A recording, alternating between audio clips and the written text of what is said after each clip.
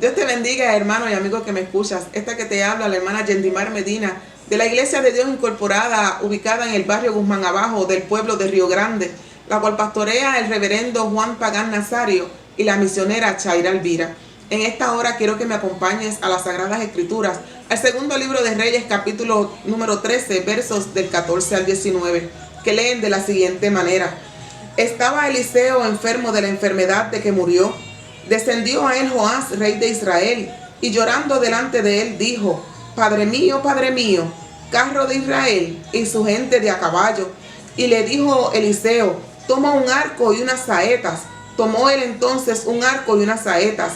Luego dijo Eliseo al rey de Israel: pon tu mano sobre el arco. Y puso él su mano sobre el arco. Entonces puso Eliseo sus manos sobre las manos del rey y dijo: abre la ventana que da al oriente. Y cuando él la abrió, dijo Eliseo: tira. Y tirando él, dijo Eliseo: saeta de salvación de Jehová y saeta de salvación contra Siria, porque herirás a los sirios en Afec hasta consumirlos. Y le volvió a decir: toma las saetas. Y luego que el rey de Israel las hubo tomado, le dijo: golpea la tierra. Y él golpeó 3 veces y se detuvo. Entonces el varón de Dios, enojado contra él, le dijo: al dar 5 o 6 golpes, hubieras derrotado a Siria hasta no quedar ninguno, pero ahora solo 3 veces derrotarás a Siria.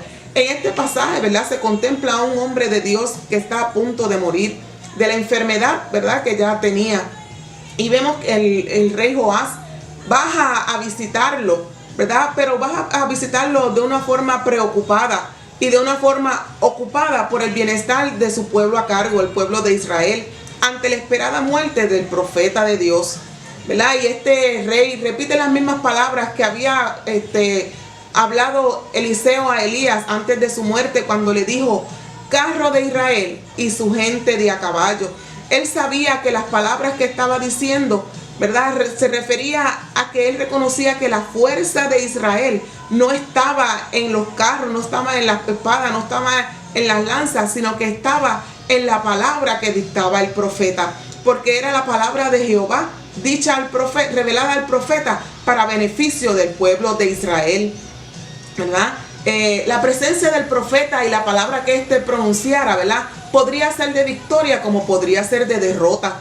Es probable que el rey Joás viera en Eliseo esa confianza de ese ser que daría a su pueblo la victoria, como también, ¿verdad?, él veía la debilitada fuerza que tenía el rey con sus carros y su fuerza militar, pero él reconocía que la fuerza que tenía la presencia del profeta de Dios era lo que le daba la victoria a ese pueblo.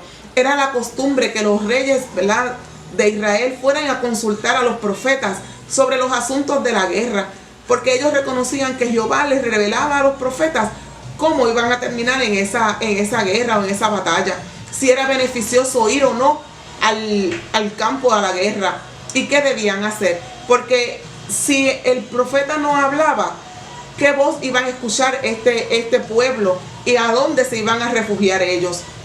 Era la costumbre que los reyes acudieran a los profetas a consultar a Jehová, ¿verdad? El profeta no tenía en su poder caballos, lanzas o espadas, pero sí cargaba algo más poderoso, y era la palabra de Jehová.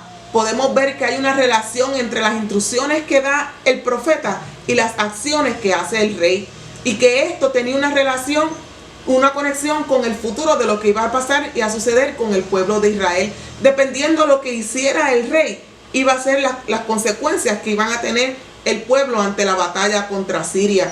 Y sin demora el profeta, ¿verdad?, le dice a Joás que tomara un arco y unas saetas y que las dispararas por la ventana que daba hacia el oriente, hacia el este. Y esta era la ubicación, ¿verdad?, donde se encontraba Siria, ante el lugar donde ellos se encontraban, ¿verdad? Y en esa dirección, cuando se lanzaba la flecha, se decía que hacia esa dirección era que iban ellos a tener la batalla y por la cual iban a conquistar.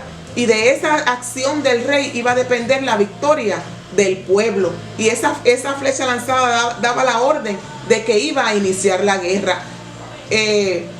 Cuando el profeta dice la palabra, cuando el rey lanza la flecha, dice: fue saeta de salvación de Jehová ahí está anunciando que la presencia de Jehová estaba con el pueblo de Israel, que aún la presencia de Jehová no se había retirado, sino que aún había presencia de Jehová y que Dios andaba y estaba enfrente del pueblo de Israel. Algunas veces nosotros hacemos cosas sin consultar a Jehová y después tenemos las lamentaciones porque no consultamos previamente a nuestro Dios para saber si lo que vamos a hacer está bien hecho o no. Y en este caso el rey fue prudente en ir a buscar, ¿verdad?, a consultar a Jehová sobre este asunto. Era una conexión de lanzar la flecha hacia el oriente, un simbolismo. Y los hechos que más adelante suceden en el reino, ¿verdad?, se hacen realidad más adelante en la victoria de Israel. El rey sabía, y era la costumbre, que lanzar la saeta significaba que hacia esa dirección iban a invadir o o que representaba el comienzo de una guerra. Ahora, por segunda ocasión, el profeta le dice al rey que tomara las saetas y que golpeara la tierra. Pero mire, hermano, él le dice que tome las saetas, no le dice que tomara solamente 3, le dice que tomara las saetas, lo que significaba que él tenía más de 3, que él podía coger todas las lanzas, todas las saetas que tenía en su bolsa y las lanzara.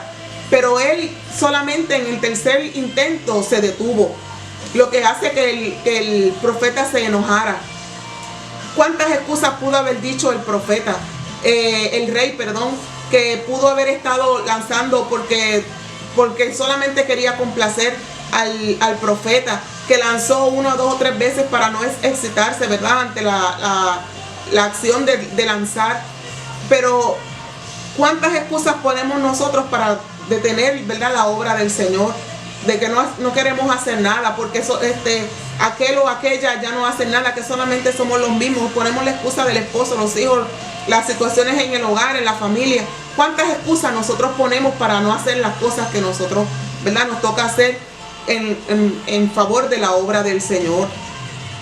El rey Joás fracasó en el intento, ¿verdad?, de la perseverancia.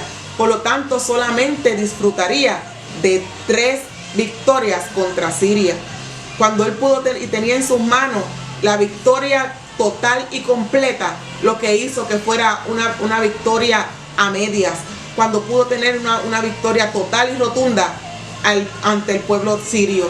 Asimismo, el profeta no sabía cuántas victorias tendría Israel, pero Jehová lo que le había mostrado era que dependiendo de la cantidad de golpes que diera Joás, iban a ser la cantidad de victorias que iba a tener, lo cual enojó en gran manera al profeta. En esta hora, ¿verdad?, de igual manera nosotros buscamos excusas para no realizar la labor que nos toca hacer. Y es labor de nosotros ponernos en la lucha y ponernos firmes, ¿verdad?, y seguir luchando por todas aquellas cosas que nosotros queremos lograr, por todas aquellas cosas que Dios nos ha hablado y nos ha dicho, ¿verdad?, que Él nos va a dar la victoria. Él nos ha hablado de que nos va a traer a nuestros esposos, a nuestros hijos, de que nos va a dar la victoria, de que nos va a proveer. Pero a veces nosotros no tomamos en cuenta la palabra de Dios y a veces la tiramos y la damos por perdida. Pero la palabra del Señor es fiel y es eficaz y se cumple. Lo que nosotros debemos hacer es seguirla y a trabajar en pos de ella para así poder alcanzarla. No es dejarnos a un lado y que sea Dios quien obre. Somos nosotros mismos los que podemos lograr lo que Dios ha dicho en su palabra. Pero hoy te digo que sigas lanzando en la batalla contra el pecado, que sigas lanzando para alcanzar la estatura del varón perfecto. Sigue lanzando para conocer más de Cristo. Sigue lanzando hasta que tus hijos, tu esposo lleguen a los caminos del Señor. Sigue lanzando hasta que lleguemos al final de nuestros días y llegar a la meta alcanzada de vida eterna en Cristo Jesús. La bendición de Israel no dependía nada más de ser o no, ¿verdad?, de ser o no obedientes a la palabra del Señor. Siempre pensamos que no podemos triunfar por ciertas realidades humanas, olvidando que la bendición de nosotros no depende del lugar o de los que nos rodean, sino de la palabra que Dios dictaminó sobre cada uno de nosotros. Pero hay un componente que será esencial para la profecía. Si la actitud que tengamos frente a la palabra es la que nos va a dar la victoria y nos va a permitir alcanzar esa palabra que Dios ha dado a nosotros. Lo que necesitamos para empezar a caminar no es un ejército, es una palabra. Podrá haber frente a nosotros montañas, serpientes, escorpiones, una muralla, pero si tenemos la palabra, nosotros caminamos hacia ella y la vamos a alcanzar. Este relato nos enseña que no solo es tener al hombre de Dios con nosotros lo que nos trae la victoria, es obedecer la palabra que Dios ha revelado a su ungido. La no obediencia a una palabra limita o detiene las bendiciones que vienen para nosotros. Es decir, no se puede alcanzar victoria. Dios te bendiga.